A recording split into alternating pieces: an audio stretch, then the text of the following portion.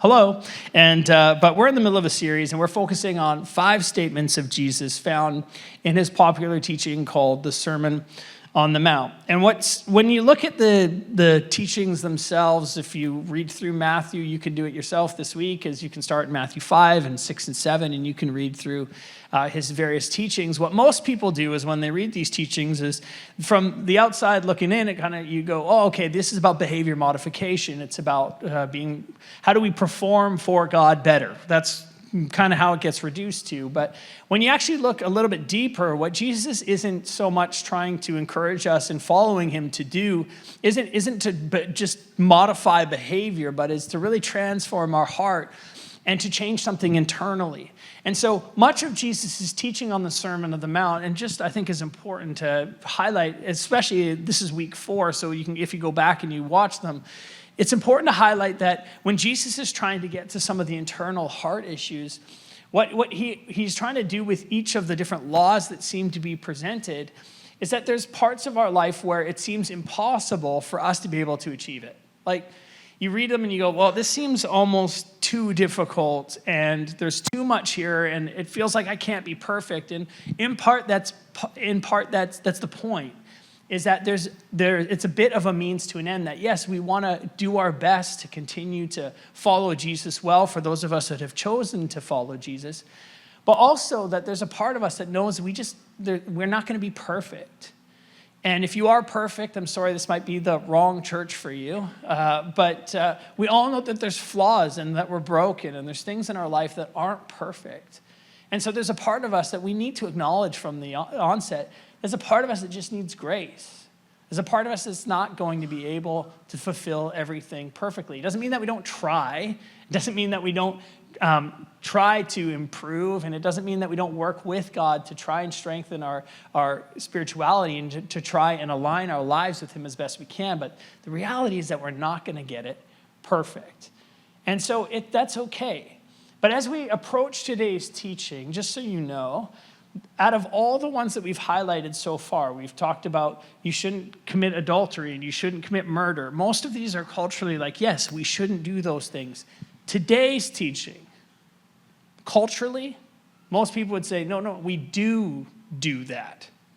And so it's a little bit of a dicier, spicier approach that Jesus takes. And I'm looking forward to it, but just from the onset, that this is one of the teachings that I think when it comes to common sense, that it's a little bit different than common sense. And that makes it a little bit more challenging. From the very beginning, we talked about the fact that because it's about heart transformation, our lives are like a waiter or waitress, like carrying cups, and that our heart or our lives are filled with these different cups of different things. So some of the cups, if we're carrying our life around like cups on like a waiter or waitress, like on a platter, our lives are like those cups, and there's good things that are in those cups, like love and joy and peace and kindness might be filled in those cups. But there also might be some other things in those cups, like anger or jealousy, or like we're talking about today, retribution or retaliation, where we're fine to balance it for most of our lives, but eventually we get to a point where somebody bumps into us, or something happens in our life, like somebody cuts us off in traffic, or somebody insults us, or we're tired and we're hungry, and so we say something that we probably shouldn't, or somebody else says that, and it upsets us, and so things spill out of our lives. And this happens on a weekly basis, maybe if you're better than most people, a monthly basis, but probably a daily basis, right? That people bump into us, and things spill out of our lives.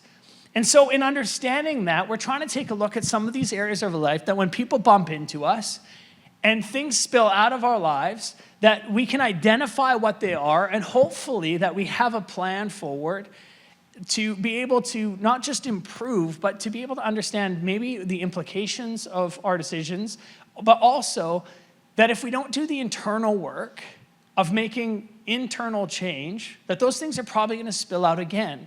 Because when something spills out of our life that we didn't think would come out, or we didn't imagine would come out, or we say, that's just not me, we often ask ourselves this question: where did that come from?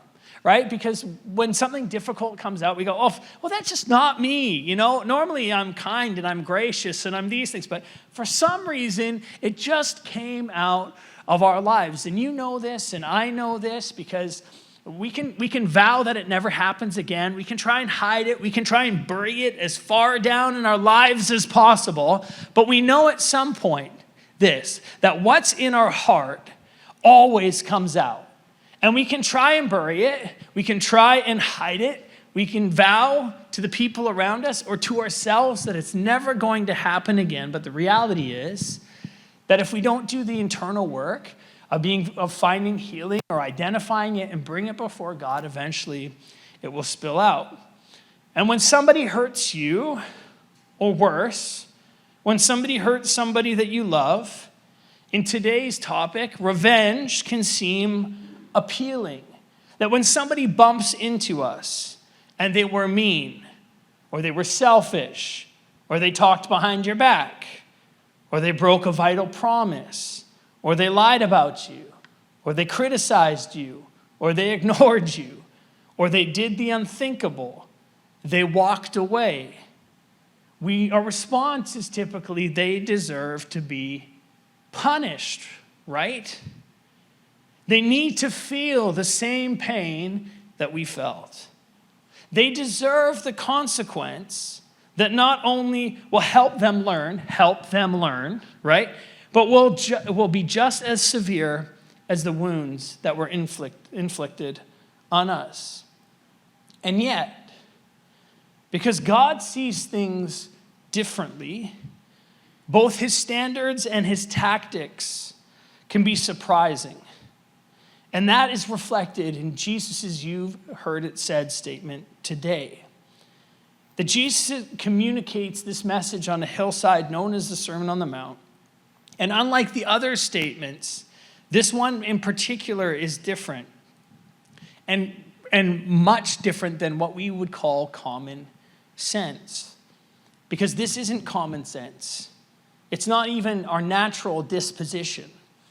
It's more, and it's intended to be that way.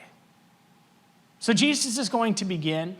This teaching is found in the book of Matthew. It's written to a Jewish audience, and Matthew would have tried to reveal Jesus as the greater Moses because Moses was a great person of faith in the Jewish tradition. And so he's trying to show how much more powerful or wise or more capable Jesus is than Moses. And although Moses was an incredible Old Testament character who parted the Red Seas and who freed the people of Israel, he still got mad at people and was cracking his staff over rocks when they got mad. Or he was unable to head into the promised land, if you've read the story, because of some of the things in his life that he allowed to control himself. And yet, he still had an incredible relationship with God, and yet still saw amazing things come out of his life. And the point isn't to try and make less of Moses. The point is to try and make more of Jesus. And so that's the purpose of what Matthew's writing. So even as Jesus is communicating the best message ever, the Sermon on the Mount,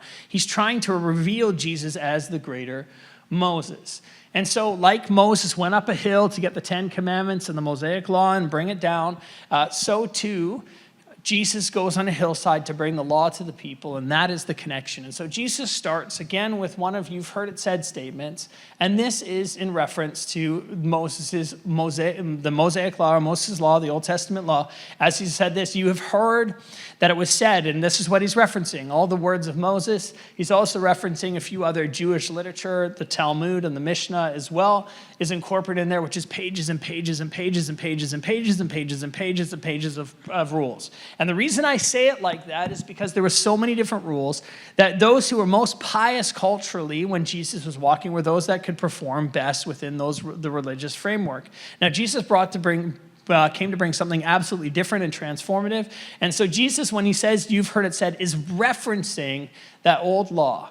And he's coming not to just get rid of the old law, but to bring a new way and a better way. So he says that you have heard that it was said, and this is what he says next: "An eye for an eye and a tooth for a tooth. This is strict proportional justice. You wrong me, I wrong you. Not just that, but I'm justified to retaliate. Now, I love hockey. Any hockey fans in the room today?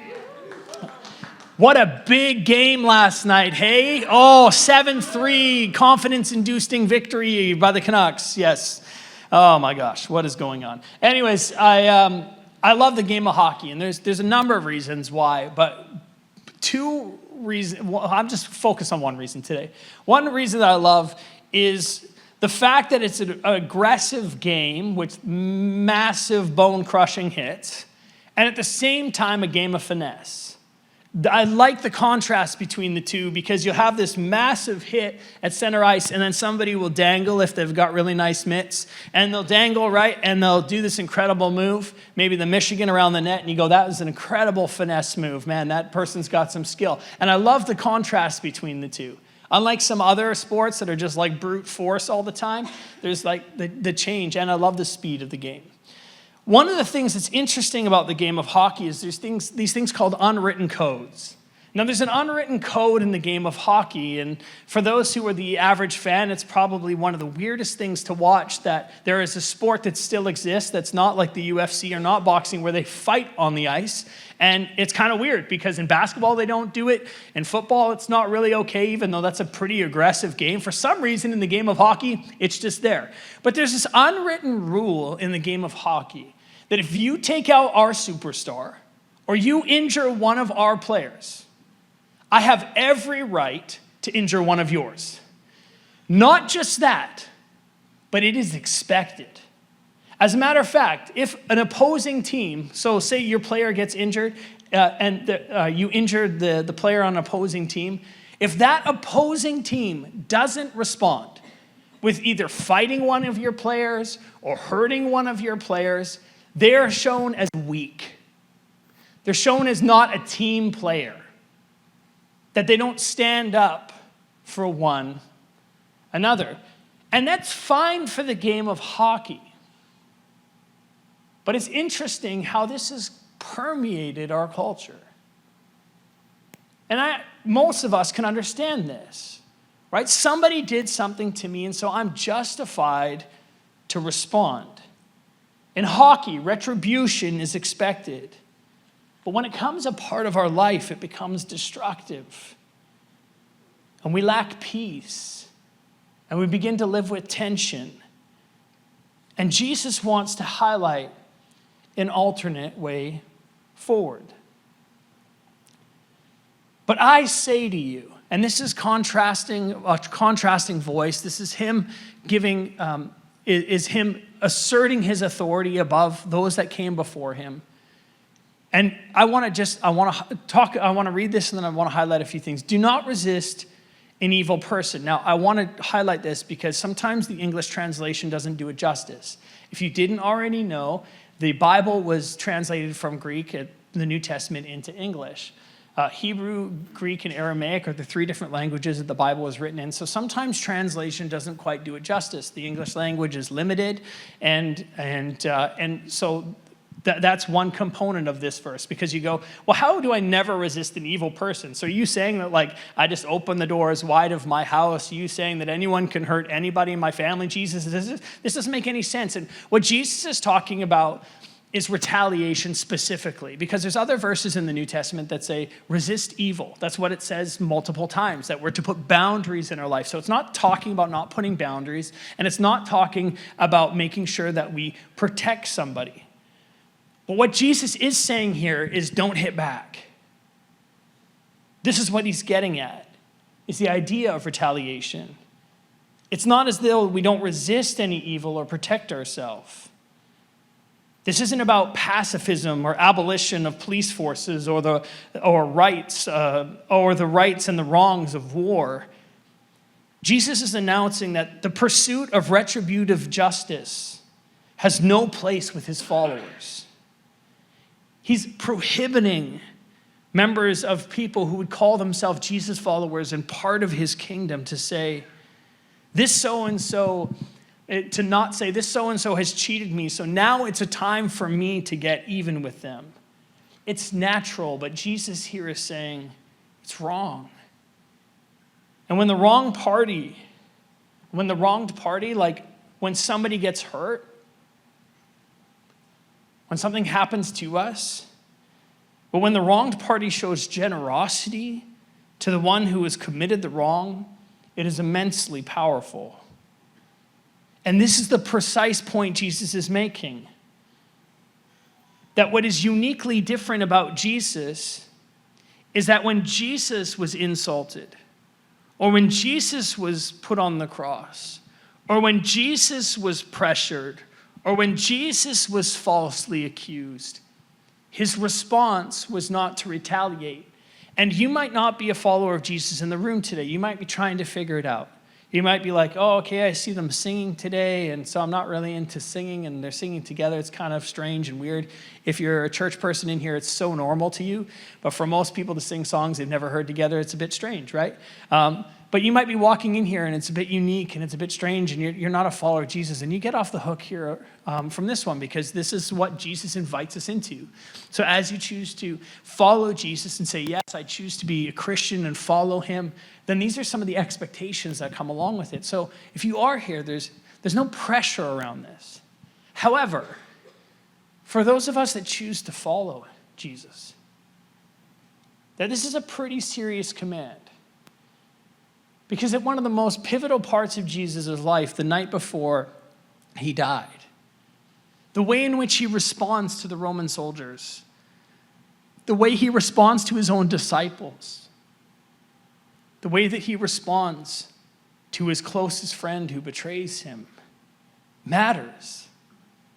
Because when he says, I want you to follow me and to mirror my life, he's saying it's not just in the easy things of saying, God, thank you for your forgiveness, and now I can walk away. He's calling those who follow him to something greater and something bigger. And this generous response is what he's going to outline in the next few verses. This is what he says next. He says, if anyone slaps you on the right cheek, turn to him the other also. And then the next one.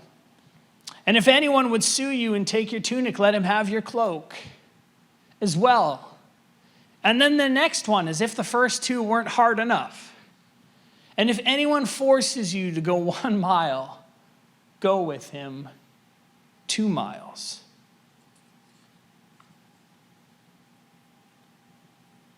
You see, Jesus is reminding us to give the person who we might call an enemy the blessing he or she has never received.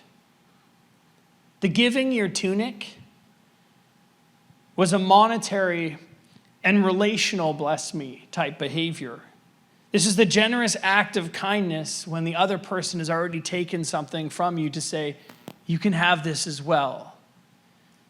The go 2 miles is that Roman soldiers could walk up to anybody and say, you're going to carry my bag for 1 mile, let's go. And they would not be able to resist. They actually had to pick up the Roman soldiers' supplies and walk with them 1 mile. If they went too much further than that, it felt like it took too much of somebody's day. But this idea of walking 2 miles is because Roman soldiers would have asked people to walk 1 mile with them, and it would have taken time, and it would have been an obligatory duty that some of the Jewish people would have had to say, oh, okay, fine, whatever. And if they didn't do it, they would potentially lose their life or be imprisoned.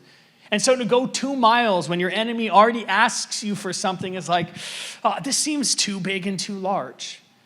Turn the other cheek.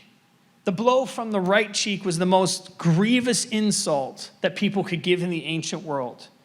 This was apart from inflicting serious physical harm. And in many cultures was listed alongside the eye for eye laws. Both Jewish and Roman law permitted persecution for the offense. And yet in these things, when the most slanderous thing is said, in these examples, Jesus is saying, if you follow me, not if you simply believe a few things and just kind of fade into the background, but if you choose to follow me. On the west side of Canada, in a culture that is constantly shifting and evolving and changing, in a climate that's not always warm, and I'm not just talking temperature, how are you going to respond to those who don't agree with you? How are you going to respond to those who insult you? How are you going to respond to those where you feel like they've taken too much or are an enemy? And what Jesus would say is, don't settle for fairness when you can show kindness. You see, anyone can get even or want to seek revenge. It's a whole nother thing to show kindness to those who have hurt us.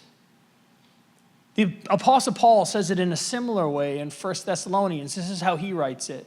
See that no one pays back evil for evil, but always try to do good to each other and to all people. Paul understood this, and Paul's words sound a lot like Jesus' words in the New Testament that we read again in the book of Matthew 22, to love your neighbor as yourself and to do to others what you would have them do to you. And God's ways might not always be easy, but they can be trusted. And when we choose unforgiveness, hate, anxiety, and bitterness will likely take root in our life. This is what spills out of our cup when people begin to bump into us. And when we choose forgiveness, even though we might have to consider new boundaries, because this is not condoning things like abuse or of that kind. This is not condoning that. We're talking, because that's a whole nother. That's not what is trying to happen here. It's not accepting those things and saying that's totally okay. There's definitely boundaries and protection that can be put in place. But it's when we go and we seek somebody else's, when we seek somebody else's demise, when we look to make it our mission to cancel, when it becomes our response to try and make somebody else look bad, there's something happening in us that God wants to bring to him. And why does this matter? Because this is how God responds to us. You see, there's this weird thing that's kind of happened, and what it is that when we use the word sin in a context like this, everyone goes, oh, okay, what does that all mean? And who's the worst in the room that's sinning, right? We love culturally, we spend a lot of time on who's the worst, and that kind of becomes the narrative. But the reality is that we've all fallen short. There's things in all of our life that we have missed the mark on. Sin means to miss the mark.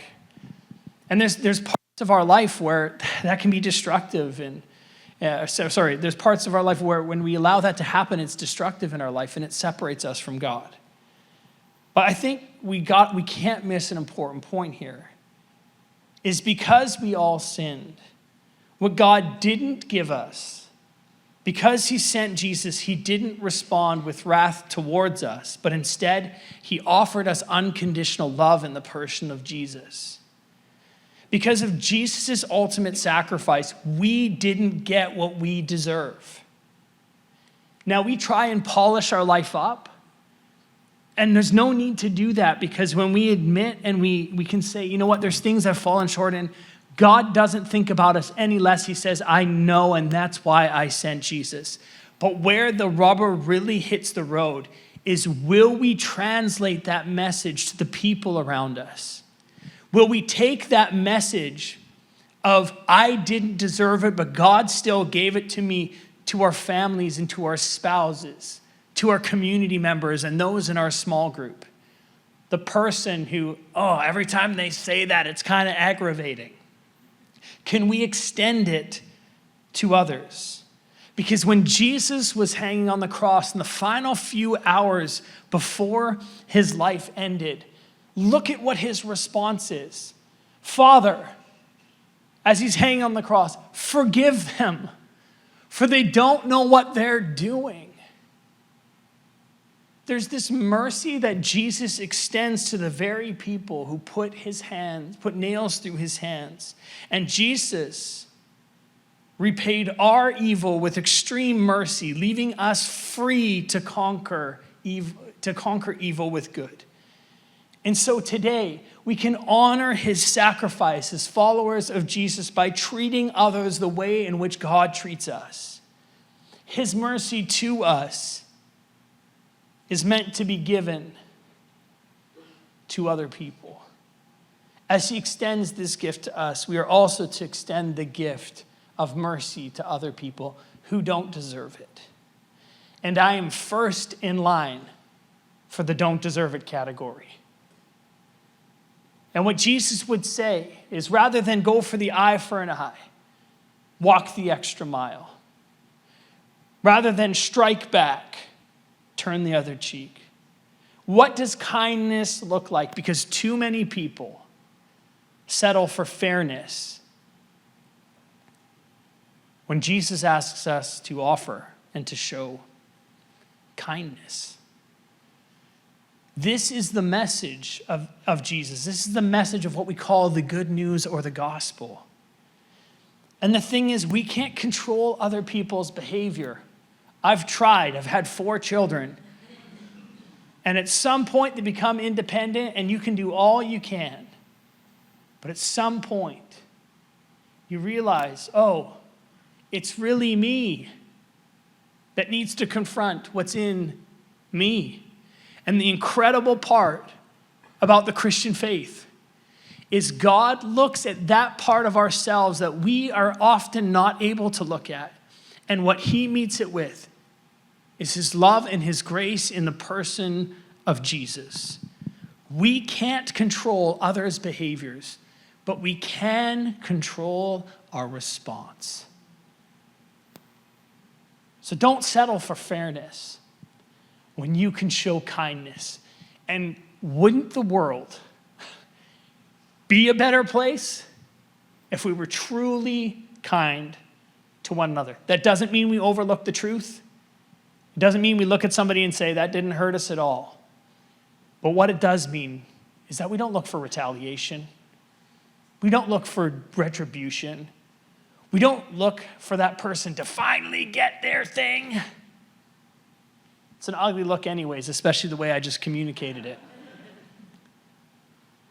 Rather, that we display for those who choose to follow the kindness that Jesus extends to us, to other people. That is the gospel.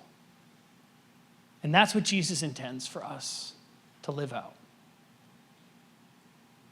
For the past 3 weeks, we've prayed a similar prayer. And again, this is about heart transformation, right? Because there's things internally in us we hold on to. But there's a character, David, and I've mentioned him every week. And if you go back and listen, I unpack his life a little bit more. But David, in one of the worst moments of his life, and in a time where he's publicly been exposed, where his family is falling apart, and there's so much happening in his life. And he wonders, what is my way forward, God? How do I move forward in this? Because I feel like I've messed it up, I've failed. And so he comes before God and he writes these words. And I believe there's such a gift. Because if what we are seeing come out of our life is this retaliation, if we see that when somebody bumps into us, we're angry, but more than that, we want to see them fall. If that's what's spilling out of our life, and we're like, God, I want to change this. David gives us some words for that, and he writes it in Psalm 51. He writes these words: create in me a pure heart, O God, and renew a steadfast spirit within me. And if today you might find these things spilling out of your life, that rather than say, oh, yeah, it's me, and I'm just so bad for doing that, and on it goes, acknowledge what's happened, but invite God into the process. And say, God, in this space of my life, where I want to react, I want to respond, I want to do something on behalf of this person, it's not kindness, I want to get fair, and I want to get even in that space, God, would you help me? Would you create in me, God, a clean heart and renew in me a steadfast spirit, that your kindness and your mercy that you extend to me, I would extend to others as well. So don't settle for just getting fair. Show kindness. Show kindness as God has shown kindness to us. Let's pray. And band, why don't you come up? God, I know that as we hear this teaching today, it pulls up in us this idea that, God, we live in a world where we're prone to get hurt, where there's people in our world and there's things that happen in our world, God, that aren't the way that you intended for things to be. And we recognize that. But God, we also know that you sent your son Jesus as a hope. That you sent your son Jesus into the world, not so that we would stay stuck, but that you would help us to know how to respond. And that you don't leave us hanging, but Jesus, you give us these words to say when we want to get even or we want to get fair, that rather, God, you would want us to be kind to those around us. So I pray this morning, God, for wisdom. I pray for the power to let go and the courage to let go of those people that have forgiven us and to release judgment to you, God. We know that at the end of our lives, God, that we stand before you, and so we don't have to be the great judge. You are. And so on this side of eternity, we look at you and we say, God, would you help us to understand this truth? Would you help us to understand how to live? Would you create in us a clean heart and renew in us a steadfast spirit, that we would be consistent, that we would reflect you to the world? God, help us, we pray. Amen. So right now we're about to sing a song called Run to the Father. And this is an opportunity for us to come before God and say, God, I'm here. And what you don't meet me with is a bunch of shame, and you don't meet me with, oh, you did it again. But God meets us with his love. And this is the story of the prodigal son, that God runs to us with his great love, his mercy. So why don't you stand to your feet, and we're going to sing the song